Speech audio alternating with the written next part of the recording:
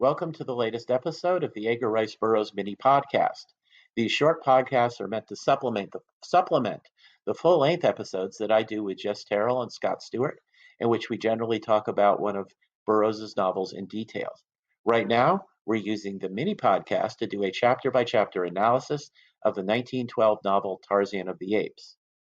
My name is Tim DeForest. I'm the author of several books on aspects of pre-digital pop culture, such as pulp magazines, old-time radio, and newspaper comic strips. And I keep a blog about such subjects at Comics, Old-Time Radio, and Other Cool Stuff. Now, today we'll be talking about Chapter 21, titled The Village of Torture. Now, please note we will be including spoilers about both this novel and occasionally later novels in the series, and I do recommend that you go back to read this chapter before listening to the podcast, as we will be assuming you're familiar with the events in it as we discuss them. Now, this is one of the more action-packed chapters in the book, starting off with the ambush by the natives on the French sailors and the ensuing battle, plus the capture of Darnot.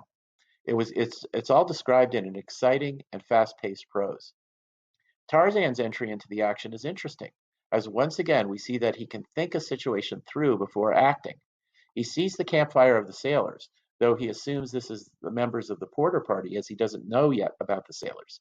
He correctly deduces from what he knows that someone has been captured, and he speeds to rescue or avenge that person, ignoring the campfire for the time being. In the meantime, we start to get to know Darnot, who realizes he's doomed to die by torture. But as the book tells us, quote, another spear and then another touched him. He closed his eyes and held his teeth firm set. He would not cry out. He was a soldier of France, and he would teach these beasts how an officer and a gentleman died, unquote. Actually, he's a sailor of France, but he's being pretty brave here anyway, so we won't quibble. Burroughs' references to the natives are interesting. He clearly treats them as the bad guys in this specific situation, but there's a passage that once again shows some sympathy for their point of view. Quoting again, quote, to add to the fiendishness of their cruel savagery was the poignant memory of the still crueler barbarities practiced on them and theirs by the white officers of that arch-hypocrite Leopold II of Belgium, because of whose atrocities they had fled the Congo Free State, a pitiful remnant of what had once been a mighty tribe, unquote. As I've mentioned before, Burroughs sometimes did play on racial stereotypes and caricatures in his fiction, and this should be recognized and talked about. But he was also able to recognize racial injustice and the worth of individuals.